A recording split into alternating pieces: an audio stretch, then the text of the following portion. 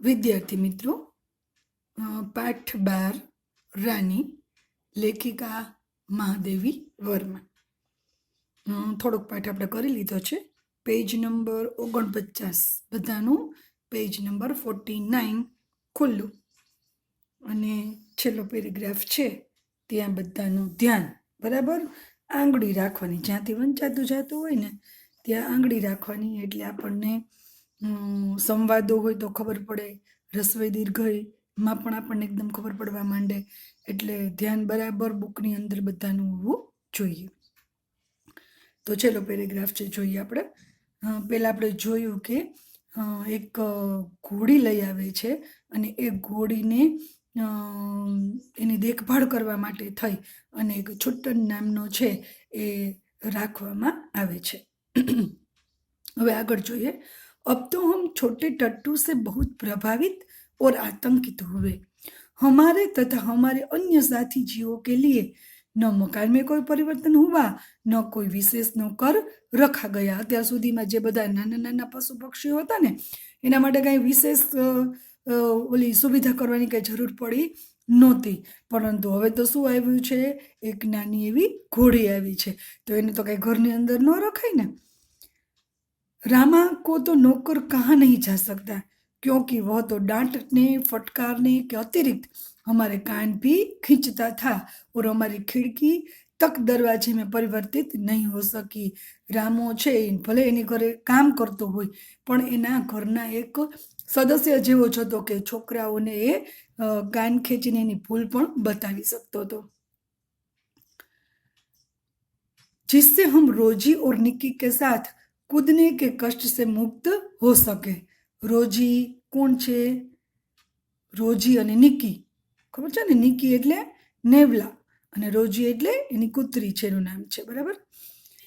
रामा से उसका नाम पूछने नहीं, बाबूजी से यह सुनकर भी कि वह टट्टू हमारी सवारी के लिए आया है, हम सब 4-5 दिन उससे रुष्ट और अप्रसन्न ही घूमते रहे। बाबूजीए ने कीधुं के भाई तमारी एने मांगणी करी थी कि अंग्रेजना छोकराओ छे ई फरे ने अमारे नहीं फरवानुं, आ तो अन्याय कहेवाय। એટલે બાબુજી એને કાવો એક મજાનો ટટ્ટુ લઈ આવીને આપી દીધો, પણ આ લોકોને સૌથી પહેલા તો એ બહુ ગમતું નથી। रामा से उसका नाम पूछने पर ज्ञात हुआ कि उसे ताजरानी कहकर पुकारा जाता है। एનું સાચું નામ શું છે? તાજરાની। પછી આ લોકો માત્ર એને રાની કહે છે, બરાબર। ताजरानी कहकर पुकारा जाता है। ताजमहल का चित्र हमने देखा था और रामा और कल्लू को माँ की सभी कहानियों में रानी के सुख दुख की गाथा सुनते सुनते हम उसके प्रति बड़े सहृदय हो गए। ताजमहल जैसे भवन की रानी होने पर भी यह वहां से कहानी की रानी की तरह निकाल दी गई है। यह कल्पना करते ही हमारी सारी ईर्षा और सारा रोष करुणा से पिघल गया और हम उसे और अधिक आराम देने के उपाय सोचने लगे। वह इतनी सुंदर थी। હવે રાની છે એનું તાજરાની છે એનું આખું ચરિત્ર ચિત્રણ આવે છે, કેવી છે, બરાબર, આખી એનું બધી વાત આવશે, આપણે જોઈ લઈએ। वो इतनी सुंदर थी कि अब तक उसकी छवि आंखों में बसी जैसी है। हल्का चॉकलेटी चमकदार रंग, सफेद नहीं पण केवो कलर छे? चॉकलेटी। हल्का चॉकलेटी चमकदार रंग जिस पर दृष्टि फिसल जाती थी। खड़े छोटे कानों के बीच में माथे पर झूलता अयाल का गुच्छा, केसवाड़ी होय ने एवी केसवाड़ी एने छे। कानों के बीच में माथे पर झूलता हुआ अयाल का गुच्छा, बड़ी काली स्वच्छ, पेज नंबर 50 ऊपर आवी जाजो। काली स्वच्छ और पारदर्शी जैसी आंखें, लाल नथुनी जिन्हें फुला फुला कर चारों ओर की गंध लेती रहती, उजले दांत और लाल जीभ की झलक देते हुए गुलाबी ओठों वाला लंबा मुंह जो लोहा चबाते रहने पर भी क्षत विक्षत नहीं होता था। ऊंचाई के अनुपात से पीठ की चौड़ाई अधिक है। अनुपात એટલે શું? પ્રમાણ। सुडोल मजबूत और सघन पूंछ जो मक्खियां उड़ाने के क्रम में मोरछल के समान उठती गिरती रहती थी। માખી આવે તો આપણે તો હાથેથી ઉડાડી દે, એની પાસે હાથ છે નહીં તો શું કરે, એ પોતાની પૂંછ છે એનો એ ઉપયોગ કરે, એટલે એની પૂંછ જોજો તમે હલતી જ રહેતી હોય, એટલે માખી ઉડાડવા માટે એનો ઉપયોગ કરતી રહેતી હોય છે।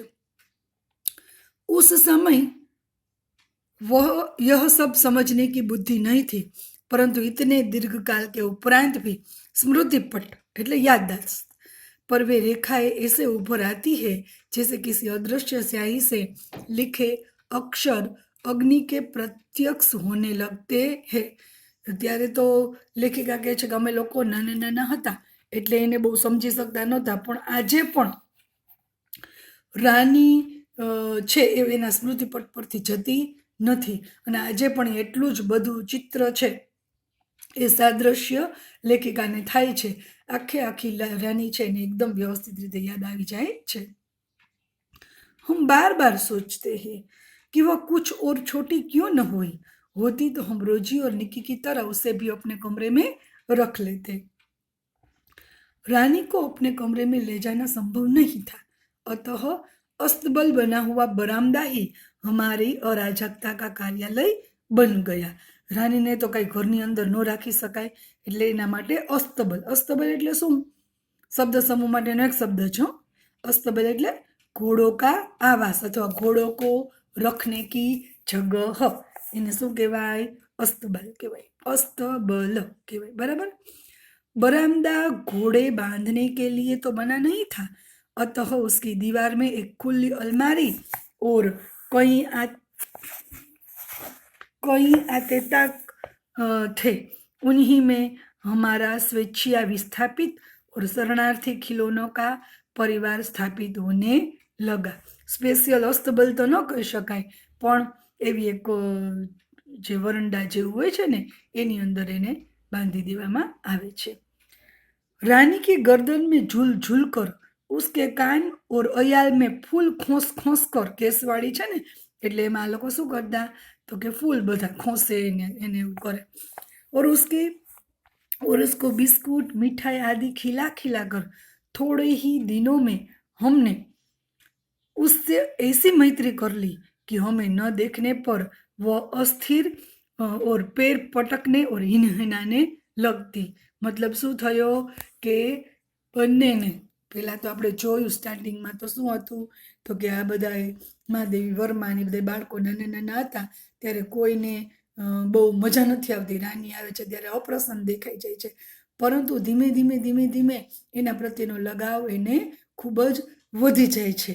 અને ત્યાર પછી આપણે જોયું કે હવે તો એની સાથે એટલા બધા હળીમળી ગયા છે, રાની પણ એની સાથે એટલી હળીમળી ગઈ છે કે જો આ લોકો દેખાય નહીં તો શું કરે, તો પોતે પગ પછાડવા માંડે ને હિનહિનવા માંડે, બોલવા માંડે ને એ રીતે આ લોકોને પોતાની તરફ આકર્ષિત કરતી। फिर हमारी घुड़सवारी का कार्यक्रम आरंभ हुआ। मेरे और बहन के लिए सामान्य छोटी पर सुंदर जीन खरीदी गई और भाई के लिए चमड़े के घेरे वाली ऐसी जीन बनवाई गई जिससे संतुलन खोने पर भी गिरने का भय नहीं था। एमने घोड़ा ऊपर डायरेक्ट न बेसी शकाय, एनी ऊपर आ जीन छे ए तमे जोयुं हशे, क्यांक क्यांक घोड़ो जोयो होय तो जोजो, एनी ऊपर एवुं पाथरेलुं होय, एने चिपकावेलुं होय, એટલે એની ઉપર તમે બેસો ને તો તમે ઘોડેસવારી કરો ને તો આપણને પડવાનો ડર રહે નહીં। જો ડાયરેક્ટ આપણે એમને બેસી જાય તો ઘણીવાર એના ઉપરથી પડી જવાનો ડર રહે છે, એટલે ભાઈ માટે, લેખિકા માટે, બધા માટે જીન છે એ બનાવવામાં આવે છે। बाहर के चबूतरे पर खड़े होकर हम बारी बारी से रानी पर आरूढ़ होते और छुट्टन साथ दौड़ता और हमें घुमाता। छुट्टन छे जे घोड़ानी सार संभाळ करवा माटे राखेलो हतो ए आ लोकोने घोड़ेसवारी करावतो। सवेरे भाई बहन घूमते और स्कूल से लौटने पर तीसरे पहर या संध्या समय मेरे साथ यह कार्यक्रम दोहराया जाता, परंतु ऐसी सवारी से हमारी विद्रोही प्रकृति कैसे संतुष्ट हो सकती थी।